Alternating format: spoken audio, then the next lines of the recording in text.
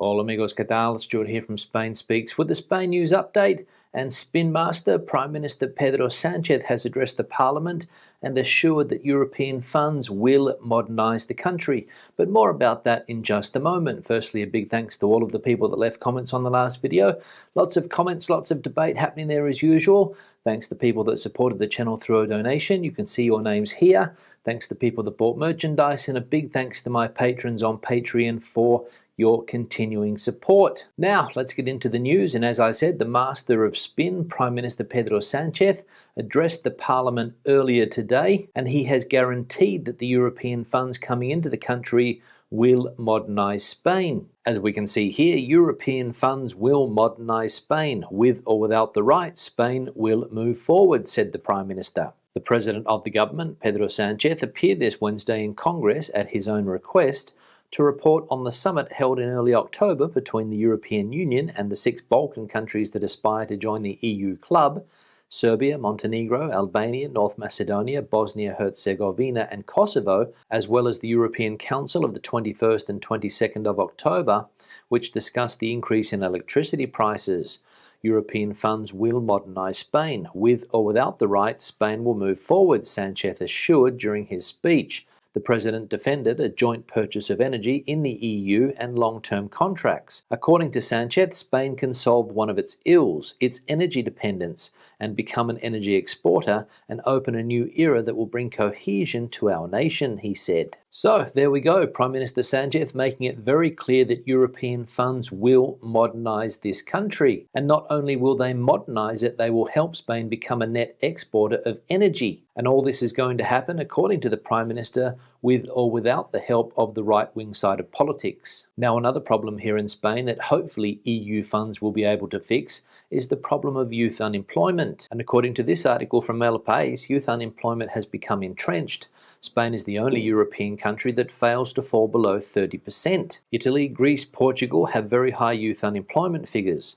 Sweden, Lithuania, Belgium and even France also suffer from high rates in this sector of the population. But what none of these countries has is such high unemployment among the under-24s that the figure exceeds 30%, something that only occurs in one European country, Spain. In fact, the fact that the Spanish economy exceeds this alarming level has become commonplace, and not even the recovery in employment that the government is stressing so much has managed to reverse this situation. The latest figures published yesterday by the Organisation for Economic Cooperation and Development show this. In September, youth unemployment in Spain stood at 30.6%, and in the OECD, only Costa Rica has a higher figure. So one of the big ongoing challenges for the country, youth unemployment, and how to get that figure below 30%. Now, an update on the incident that took place at the Mallorca International Airport at the weekend. And apparently 2 of the 12 passengers who escaped from Palma de Mallorca Airport have left the island by sea. 2 of the 12 passengers who managed to escape in the incident at Palma Airport in Mallorca last Friday have now left the island by sea via ferry, according to sources close to the case, while the search continues for another 10 people who also left the plane. They are 2 of the 12 Moroccans who remain wanted after the airport was closed for several hours on Friday. The passengers fled the plane during an emergency landing for a supposed medical emergency. The flight then returned to Casablanca instead of completing its journey to Turkey. So it seems that the emergency landing of that plane in Mallorca was planned from the beginning, despite what government officials say. And as we saw, 2 of the 10 people still missing have apparently already fled the island. Now, the subject of remote working, teleworking or home working, whatever you want to call it, is making headlines today here in Spain. And apparently remote working in Spain is once again a thing of the future. Before the coronavirus pandemic, working from home was seen as the model of the future. During the worst months of the health crisis, and in particular during the home lockdown, companies resorted to this practice as the only way to keep activity going, prompting a flood of images on social media of improvised offices in households. Now that a certain degree of normality has returned, many staff in Spain are back in the office. There are a number of reasons for this, and they vary from case to case. However, sources consulted by El País all agree on one thing. The law that was passed by the Spanish government in September 2020 to regulate home working has limited the flexibility available to firms and obliges them to cover costs that not all are prepared to assume. The result is that remote working is losing momentum after months in the spotlight, and has once again receded into the distance as a future goal. So there we go, remote working here in Spain, which last year so many people thought was here to stay, is again a thing of the future. And why hasn't it taken off? Because the government decided to intervene and regulate it. So another example of how government regulation in this country sets people back. Now, an update on the pandemic situation here in Spain, and the director of the WHO in Europe has congratulated Spain on its management. It's doing well, he said. The regional director for Europe of the World Health Organization, WHO, Hans Klug, has congratulated Spain for its management of the pandemic. It is doing well in the response against COVID-19, he said. He also praised the maintenance of masks and the vaccination campaign. 78% of the population has been fully vaccinated. Spain has the lowest 14-day cumulative incidence in Europe, according to the latest weekly report of the European Centre for Disease Prevention and Control. The indicator is at medium risk with 53 points after a slight rise in recent days. However, daily deaths are less than 20. This is the best figure since August 2020. Now let's take a look at a summary of the health situation in Spain, and we can see that accumulated incidence rate sitting at 58.57. There are currently 1,858 COVID patients hospitalised around the country, and there are 400 COVID patients in ICU. Now anybody who has been to a beach here in Spain knows that one of the favourite pastimes of the Spanish is to smoke cigarettes at the beach. And it also appears that people like to put those cigarettes out in the sand, and one beach in the Valencian community has accumulated the mountain of shame.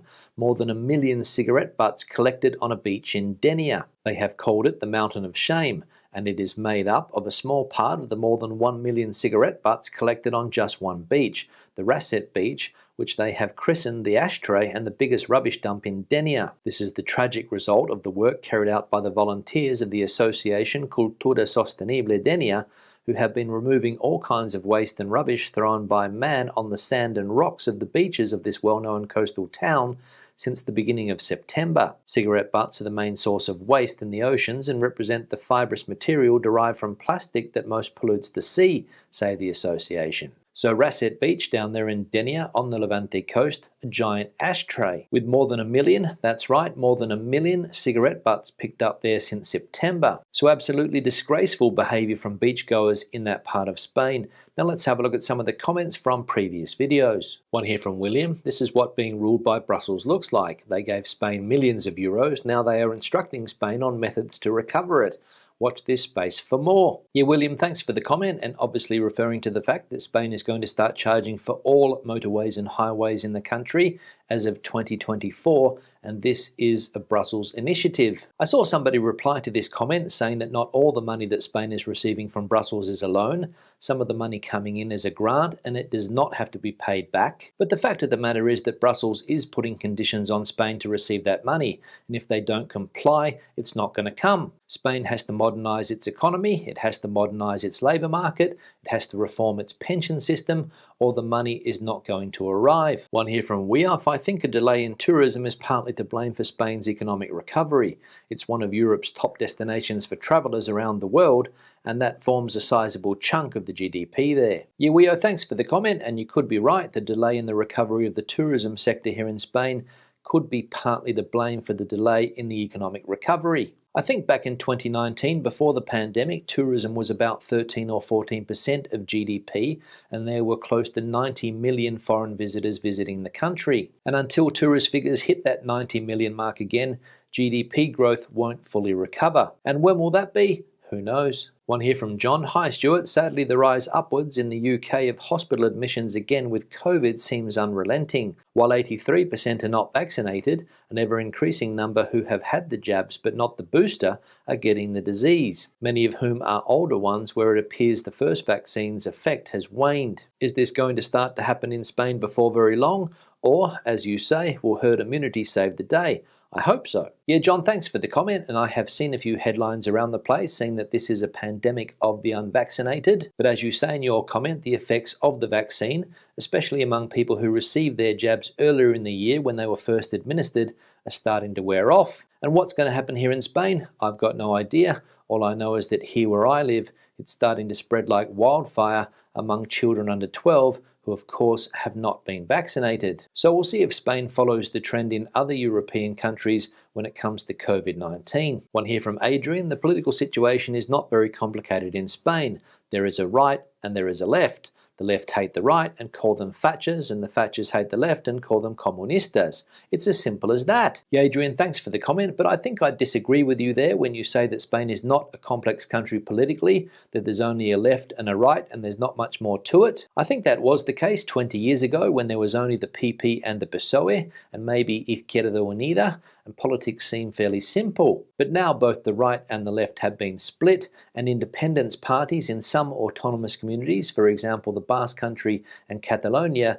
have become more and more powerful. But that's just my opinion, and I for one find that politics in this country gets more complicated as the years go by. One here from Juvenal's dad: the water here in Jerez has a lot of cal and will ruin a coffee machine fairly quickly. I use bottled water for that and drinking mostly, but the tap water is okay as long as it's cold. In summer not so good, and the chlorine is more noticeable. Yeah, Juvenal's dad, thanks for the comment and thanks for your input on the quality of drinking water here in Spain. We saw the other day some of the best places and worst places for drinking water here. I think Burgos was the best place for drinking water in Spain, and I think Palma de Mallorca was the worst. And I think cal or lime is a problem that affects a lot of drinking water around the country. Here in Madrid it doesn't seem to be a problem, but I know people in other parts of Spain that have had coffee machines and even washing machines destroyed by this substance. One here from CH: thank you as usual for all the valuable videos. Regarding taxing by kilometre, what happens if one comes by car from the UK or has a car hire? The UK has been talking about the same for years and no doubt will go down the same route. Yes, CH, thanks for the comment, and I'm not 100% sure what's going to happen when it comes to foreign cars and this new road pricing system or toll system which is going to be implemented in 2024. But I imagine it's going to be similar to what happens in Portugal, and it's going to be the driver's responsibility to get the sticker. And if you get caught driving through those tolls without the proper system, you get fined. So as I said, not sure what's going to happen here yet, but most likely similar to the Portuguese system. And finally, one here from Martin: Hola Stuart, muchas gracias por el video. Our house has gone up in value too, so may sell up and buy something smaller. It's lovely where we are in San Juan de los Terrenos, but may look at somewhere with a traditional pueblo, más cerca, may look at Estepona. Best wishes, Mart. Yeah, Martin, thanks for the comment, and obviously referring to a similar comment that we saw the other day from somebody who said that his property here in Spain has gone up by 70,000 euros and he's going to put it on the market. And it seems that a lot of people are going to do something similar and take advantage of the high prices here in Spain at the moment and sell their homes. So good luck if you do decide to sell up and buy something smaller. On that note, I'll wrap the video up. Questions and comments, please leave them in the section below. Debate the video out as you normally do. Give it a thumbs up if you liked it, thumbs down if you didn't. I'll see you in the next one. Hasta luego.